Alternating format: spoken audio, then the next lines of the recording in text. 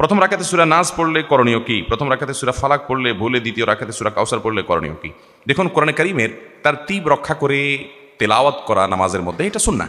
এই জন্য আপনি প্রথম রাকাতে সূরায়ে ফালাক যদি পড়েন, তাহলে দ্বিতীয় রাকাতে আপনি সূরা নাস পড়বেন, উল্টা পেছনে যাবেন না, সামনের দিকে যাবেন। এটাই হলো সুন্নাহ, তারতীব রক্ষা করা। যদি তারতীবের খেলাফ হয়ে যায়, নামাজ হয়ে যাবে, কিন্তু এটা একটা অনুচিত কাজ হলো, সুন্নাহর খেলাফ কাজ হলো, নামাজ হয়ে যাবে। নামাজটা কোয়ালিটিতে ত্রুটি হলো, পরবর্তী জন্য সাবধানে থাকতে হবে, নামাজ হয়ে যাবে। আর যদি কেউ প্রথম রাকাতে সূরায়ে নাস পড়ে বসে আছে, কুল আউযু বিরাব্বিন নাস, এরপরে সূরা কি? সূরা নাসের পরে সূরার নাম কি?